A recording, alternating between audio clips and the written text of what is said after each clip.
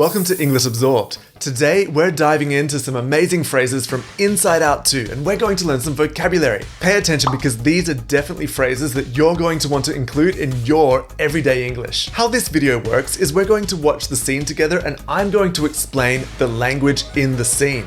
You should be taking note because at the end of the video, I'm going to give you a quiz. What are you waiting for? Let's get started. Ladies, take a breather. Easy, right?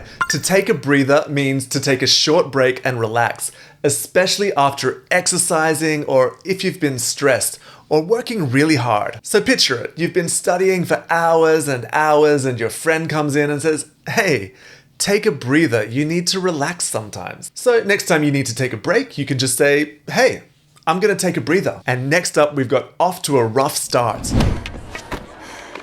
Ugh, that Michigan girl is off to a rough start. Oh no, are they talking about us? Okay, so this phrase is used when something doesn't go very well in the beginning. Imagine you're in a new job or a new situation and things are not going very well at the beginning, in the start. This means that you're off to a rough start. Rough means not very good, a little bit difficult. But don't worry, a rough start doesn't mean a bad finish. You just need to bounce back. And now we've got get it together. Yeah, there's no way coach is putting her on the team if she can't get it together. Okay, Danny, like you had it all together when you were a freshman? I wasn't that immature. When someone tells you to get it together, they mean that you need to get focused again, especially after being a bit disorganized or upset. You need to regain control. So, maybe you're a bit stressed about an exam and somebody tells you, hey, get it together. It's a way to encourage you and to say, yeah, come on, you can do this, get it together. Now let's talk about on our side. I have an idea. Okay. If we can get Val on our side, everything will be great. If someone is on your side, it's a good thing. It means that they're supporting you. So think about teamwork. If someone's on your side, then they're backing you up and they're helping you to succeed. In this scene, Anxiety says, well, if we can get Val, the most popular girl on Riley's side, then everything will be okay. So next time you need someone's support, you can say, hey, I need you on my side. Good one coming up, laying it on a bit thick. Val? Oh, hey, Riley, what's up? I'm so sorry. I didn't mean to get the whole team skating lines. I feel terrible. I respect you so much. I would never do anything unless you That's have laying it on a bit thick, don't you think? Join. Anxiety is pushing all of the buttons and Riley's just giving Val so many compliments, like too many compliments. She is laying it on a little bit thick, right? It means that she's overdoing it, especially with praise and compliments. So if you tell someone, I like your hair, that's great. But if you follow it up with, I like your eyes, oh, thank you. I like your mouth, oh, thank you. I like your earlobes, hey. You're laying it on a little bit thick, right? Next up, hard on you. You lead the team so amazingly, and I really look up to you. Okay.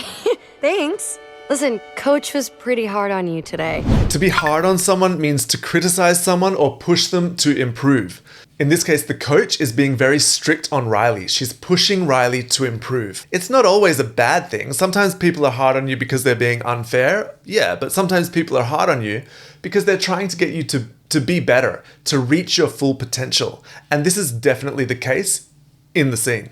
But if you feel like someone's being a little bit unfair, they're laying it on a bit thick with the criticism, you can say, hey, please don't be so hard on me. The next phrase is on your radar. But that's not a bad thing. It means you're on her radar. So when someone says that you're on their radar, it means that they have noticed you. And this can be good or bad, depending on the situation. And in this case, it's great. Riley is on Coach's radar, and that means that Coach has noticed Riley.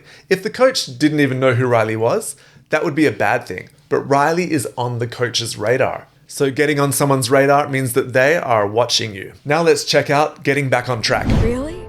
Listen, I'm glad you came to talk with me. Hey, let's try to be on the same team later, okay? Oh, yeah, cool. I wish I could do that. Oh, you guys, it really wasn't anything. I'm just trying to help. I agree. Great job, Anxiety. I stepped back, you stepped in, you got Riley back on track, now I'm ready to step back in. So to get someone back on track means to help them to refocus and return to their path. It's very similar to get it together. Maybe your friend was having a difficult time and you helped to get them back on track, to refocus. And finally, to step in. I stepped back, you stepped in, you got Riley back on track, now I'm ready to step back in. When you step in, it means to take action or help where you are needed. So imagine a friend is organizing a party and they need your help. You can step in to maybe do the decorations or something. You're needed for help and you step in and you give them a hand, you help out. So if you ever see someone struggling, don't be afraid to step in. And that's the end of our phrases, but now it's quiz time. I've got 3 questions for you about the vocabulary. Let's see how you answer them. Number 1, if a coach is hard on you, are they ignoring you? Or B, being strict to help you improve? Or C, giving you praise?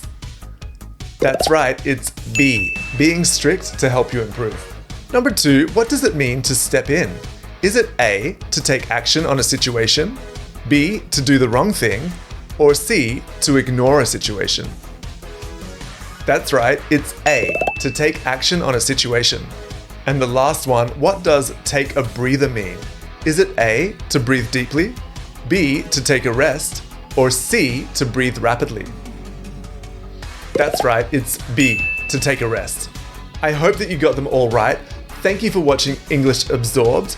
Use some of the phrases in the comments and I'll tell you if you're using them correctly.